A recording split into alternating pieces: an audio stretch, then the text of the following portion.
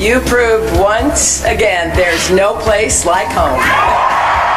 Looks like a Hillary Clinton versus Donald Trump presidential race. Tonight we'll talk to Mr. Trump about that and also analyze why both candidates are so unpopular. I was crying and didn't understand why. I missed him like I missed him on September 12th. Some families of 9/11 victims want to sue Saudi Arabia. President Obama does not want that to happen. We will tell you what's going on. Also ahead, some school kids chastised for a dance routine featuring Donald Trump masks. How could we have been so stupid? Caution, you are about to enter the no spin zone. The factor begins right now.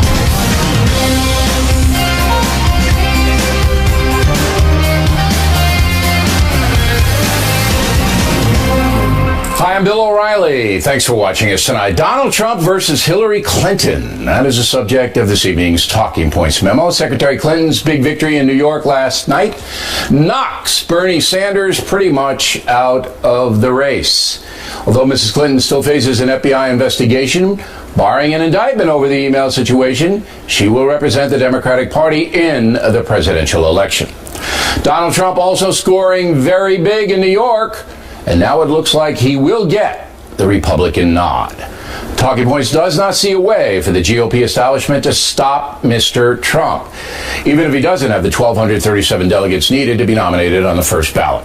Simply put, Trump is so far ahead that Ted Cruz and John Kasich, or any other Republican phantom, simply does not have the constituency to take the nomination away from Trump.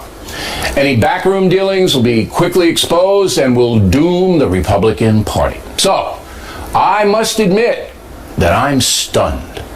As I said last night here on The Factor, the two most shocking political stories in my lifetime are the assassination of President John Kennedy and the rise to political prominence of one Donald J. Trump.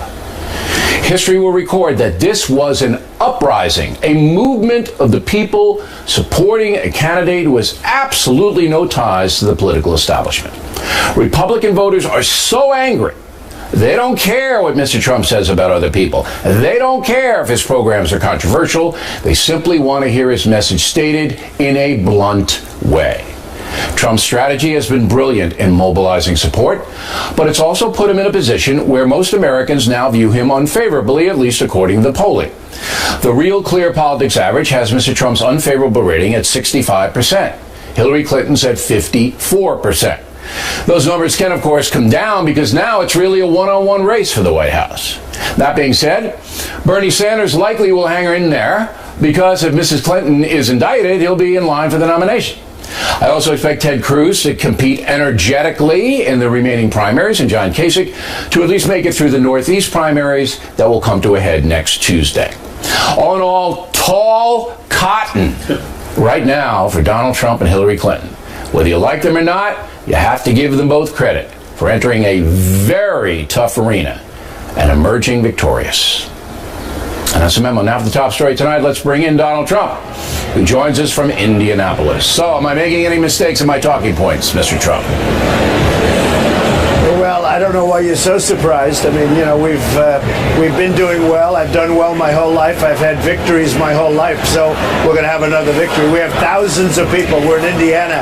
We have thousands of people behind me. You probably hear. It's been amazing. And last night was so incredible in New York. All right, but you got to step back, and you have to, and I know you are. I mean, you know, this is what you have accomplished here.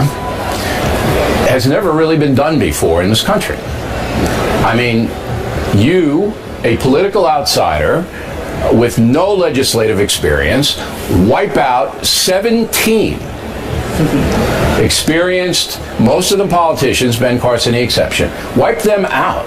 And you're saying that I shouldn't be surprised and the folks shouldn't be surprised? Come on, you're surprised.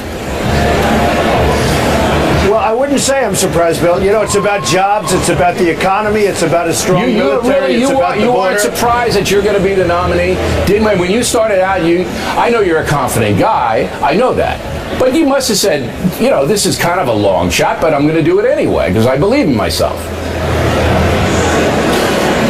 Well, you know, my message is Make America Great Again. I think it's been a great message from the beginning. From the moment I announced on June 16th, it was, you know, pretty well accepted. And right after that, shortly, a few weeks after that, we went to #1, and I've stayed there for that entire period of time up until now. We've been center stage on every